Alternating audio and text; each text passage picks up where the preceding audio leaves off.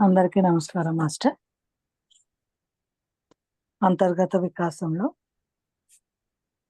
అంతర్గత సామర్థ్యాలు ఎలా వృద్ధి చెందుతాయి అనే చాప్టర్లో కంటిన్యూషన్ స్టార్ట్ చేద్దాం. దివ్య దృష్టి సామర్థ్యం వికారత, నేరాలు, హింస, యుద్ధం ద్వారా నాశనం అయిపోతుంది. చలనచిత్రాల్లో ఉండే నేరాలు, వినాశనానికి సంబంధించిన దృశ్యాలు మీ దివ్య దృష్టి సామర్థ్యాన్ని నిర్మూలిస్తాయి. మీ కన్ను ఏంటి విశ్వంలో మళ్ళీ చదువు ఆ పాయింట్. దివ్య దృష్టి సామర్థ్యం వికారత, నేరాలు, హింస, యుద్ధం ద్వారా నాశనం అయిపోతుంది. చలనచిత్రాల్లో ఉండే నేరాలు, వినాశనానికి సంబంధించిన దృశ్యాలు మీ దివ్య దృష్టి సామర్థ్యాన్ని నిర్మూలిస్తాయి. అంటే అట్లాంటివి చూడకూడదని చెప్తున్నారు. మన దివ్య దృష్టిని నాశనం చేస్తాయి.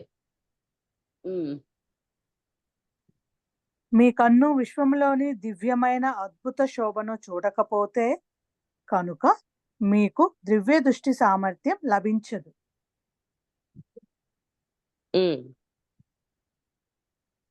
అంటే మన కన్ను దివ్యత్వానికి సంబంధించినవి మాత్రమే చూడాలి. ఈ మూవీస్ లో ఉన్న ఇవి హింసకు సంబంధించినవి ఇవన్నీ చూసే కొద్దీ మన దృష్టి తగ్గిపోతుంది. అందువల్ల దివ్యత్వానికి సంబంధించినవి మాత్రమే చూస్తూ ఉండండి అని చెప్తున్నారు. పిల్లలు ఇలాంటి సౌందర్యంతో జన్మిస్తారు. ఆ తర్వాత కౌమార దశలోకి ప్రవేశించాక వాళ్ళలో చాలా మంది వికారమైన మానవులుగా మారిపోతారు. నేరాలు, హింస, యుద్ధాలతో నిండిన దృశ్యాలను చూపించే టెలివిజన్, చలనచిత్రాలు ఇలా జరగటానికి ప్రధాన కారణాలలో ఒకటి. వాళ్ళు అంతర్గత సామర్థ్యాలు ఇంకా ఇంకా కుచించుకుపోయి చివరకు మూసుకుపోయిన విత్తనాల్లాగా అయిపోతారు. దివ్య శ్రవణ సామర్థ్యం విషయంలో కూడా అదే జరుగుతుంది. పనికిరాని చెత్త కబుర్లు విన్నాక దివ్య శ్రవణ సామర్థ్యం నశించిపోయిన వాళ్ళను నేను చూశాను. స్వచ్ఛత అనేది చాలా ముఖ్యం. అంటే దివ్య దృష్టి ఎలా కోల్పోతారో దివ్య శ్రవణం కూడా కోల్పోతారు. అవి శ్రవణం కోల్పోవడానికి కారణం అనవసరమైనవన్నీ వినడం ద్వారా, అంతే కదా. పనికిరాని చెత్త కబుర్లు అంటే అదేనా. మనం ఏదైనా ప్రతికూలమైన విషయం విన్నప్పుడు మన దివ్య ఒక్క నిమిషం ఉండమ్మా, పాజ్ లో పెడుతున్నా.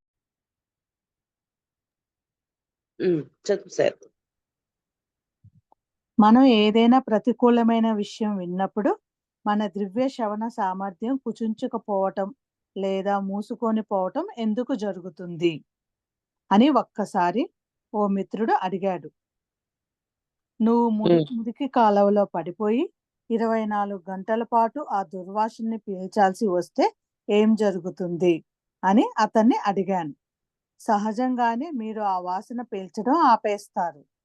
మన ఇంద్రియాలు అన్ని దివ్య సౌందర్యాన్ని వ్యక్తం చేయటానికే ఏర్పడ్డాయి. మీ ఇంద్రియాలు సౌందర్యాన్ని సృష్టించేలా, చూసేలా, పీల్చేలా, రుచి చూసేలా, వినేలా మీరు తీర్చిదిద్దుకోకపోతే కనుక మీ ఇంద్రియాల సామర్థ్యాన్ని మీరు నాశనం చేసేస్తారు. అంటే మన ఇంద్రియాల సామర్థ్యాన్ని ఎవరు నాశనం చేసుకుంటున్నారు? మనకి మనమే నాశనం చేసుకుంటున్నాం. మా ఆశ్రమానికి అతిథిగా వచ్చిన ఒక గొప్ప గురువు గారిని చూడడానికి అంధుడైన తన కుమారుణ్ణి తీసుకువచ్చిన ఒక తండ్రి నాకు గుర్తుస్తున్నాడు. ఆ అబ్బాయి ఎందుకు గుడ్డివాడు అయ్యాడని ఆ గురువు గారిని నేను అడిగాను. 5 జన్మల పాటు అతను జనాన్ని చంపుతూ, నరికి పోగులు పెడుతూ బతికాడు. చివరికి అతడి కంటి చూపు అతడికి దూరం అయింది అని ఆయన చెప్పారు. అంటే ఆ చూపుతో ఆనందించేవాడేమో. అంటే ఒక మూవీలో ఉంటది చూడండి, దాంట్లో మనుషులు శవాలు చనిపోయిన శవాలను తీసుకొస్తూ ఉంటారు శ్మశానానికి. తీసుకొస్తూ ఉంటే ఆ చనిపోయిన వాళ్ళ దగ్గర వాళ్ళ ఫ్యామిలీ మెంబర్స్ అందరూ ఏడుస్తూ ఉంటారు. ఆ ఏడుస్తూ ఉండేది ఆ కాటి కాపరి కొడుక్కి ఆనందాన్నిస్తుంటది. అందువల్ల వాడేం చేస్తుంటాడంటే, ఎక్కడ ఎవరు చనిపోకూడదు. వాడక్కడికి పోయి వాళ్ళ ఏడుపుని చూసి వీడు నవ్వుకుంటుంటాడు. అంటే అది వాడికి ఒక రకమైన ఆహ్, ఆనందాన్నిస్తుంది. ఏంటి ఒకరి బాధ వాడికి ఆనందాన్నిస్తుంది. అంటే వాడు వినే వినికిడి అట్లా తయారైపోయింది. అలాగా వీడు ఎంతో మందిని చంపి, చంపి, చంపి వాడి దృష్టి కూడా దాన్ని సంతోషాన్నిస్తుందే తప్ప బాధనివ్వట్ల. అలాగా మన ఇంద్రియాలు అనుకూలమైన వాటిని తీసుకుంటున్నాయా? ప్రతికూలమైన వాటిని తీసుకుంటున్నాయా? అనేది ఎంత ఇంపార్టెంటో బాగా అర్థం జేసుకోండి. మనల్ని మనమే ఉద్ధరించుకోవాలి. ఉద్ధరేదాత్మ ఆత్మానం. నిన్ను నువ్వే ఉద్ధరించుకో. నిన్ను నువ్వు తెలుసుకో. ఇయన్నీ ఎందుకు చెప్తున్నారు మన సీనియర్ మాస్టర్స్ అందరూ? ఎందుకంటే మనల్ని మనమే గైడ్ చేసుకోవాలి. మనల్ని మనమే సరిచేసుకోవాలి.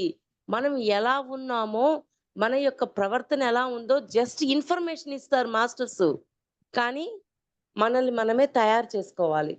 అంటే మనల్ని మనమే ఒక శిల్పంలాగా మార్చుకోగలగాలి. ఈ ఇంద్రియాలు ఏవి తీసుకుంటున్నాయి? ఏవి అనవసరంగా లోపలికి తీసుకుంటున్నాయా? అని సెల్ఫ్ చెకింగ్ ద్వారానే మనం గమనించగలుగుతాం. మన ఆలోచనలు సరికాని ఆలోచనలొస్తున్నాయి అంటే, నేనెక్కడో ఎవరి గురించో సరికాకుండా ఆలోచిస్తున్నాను. అందుకే నాకు ఈ ఆలోచనలన్నీ పెరుగుతున్నాయి అని మళ్ళీ దాన్ని సరిచెయ్యాలా. మరి వింటున్నప్పుడు విన్నప్పుడు అంటే వీటిలో ఏది చేసినా సరే ఆటోమేటిక్‌గా మన లోపల మన ప్రభావము, మన భావనలు మొత్తం మారిపోతాయి. అందువల్ల ఎప్పుడూ సెల్ఫ్ చెకింగ్ చేసుకుంటూ ఉండాలి. ఏం వింటున్నాను? ఏమి చూస్తున్నాను? ఏమి ఆలోచిస్తున్నాను? ఏమి ఊహిస్తున్నాను? అని మనం గమనించుకోవాలి. ఓకే. చదువుమా. ఈ భావాలు నేర్చుకోండి. ఈ భావనలు నేర్చుకోండి. స్వచ్ఛమైన ప్రదేశాలను కనుక్కోవటం, స్వచ్ఛంగా ఉండటం అంత సులభం కాదు. కానీ ఈ భావనల గురించి మీరు తెలుసుకున్నప్పుడు, మీ పరిసరాలను మార్చుకోవటానికి మీకు విశేషంగా కృషి చేయగలుగుతారు. అంటే మన చుట్టూ ఉన్న పరిస్థితులను గూడా మనమే మార్చుకోవాలి. అంటే మార్చుకోవడం అంటే సరి చేసుకుంటూ ఉండాలి మనకి మనమే. ఇప్పుడు మన దుష్కర్మలు చూసుకుంటున్నాం. గత జన్మలో ప్రభావం చూపిస్తున్నాం. ఆ యొక్క ప్రభావం మళ్ళీ తిరిగి ఇక్కడ ఎదుటోడికి ఆ బాధనిస్తున్నాం. ఆ బాధని తిరిగి మనం అనుభవిస్తున్నామా లేదా? ఎందుకని అనుభవిస్తున్నాం? అప్పుడు మన శ్రవణమో, లేకపోతే దృష్టో, ఆలోచన ఏదో ఒకటి రాంగ్‌గా ఉంది కాబట్టి, మనం సరిగా లేము కాబట్టి, సరి అయినవి చేయకపోవటం వల్ల అలాంటి దుష్కర్మలు చేశాం. ఎదుటి వాడిని బాధించటం. అందువల్ల ఇప్పుడు కూడా మనకు ఆ దుష్కర్మ యొక్క ఫలితం ఎదురైనప్పుడు మనలో ఆ భావాలు అవన్నీ తిరిగి వస్తూ ఉంటాయి. మరి ఎంతగా ఆలోచించండి. మనల్ని మనం ఎంత సరి చేసుకోవాలో ఆలోచించండి. మెయిన్ మనల్ని మనం ఎంత సరి చేసుకోవాలో, ఎంతగా అబ్జర్వ్ చేయాలో ప్రతి క్షణము ప్రతి మిల్లీ సెకను, నానో సెకను కూడా మనల్ని మనం సెల్ఫ్ చెకింగ్ చేస్తూనే ఉండాలి. ఎంత సెల్ఫ్ చెకింగ్ అంటే మాట, చూపు, హ్మ్. వినేవి ఇవన్నీ కూడా ఏం వింటున్నాను? ఏం చేస్తున్నాను? ఇవన్నీ కూడా అంత అబ్జర్వేషన్ మన మీద మనకి ఉండాల. హ్మ్.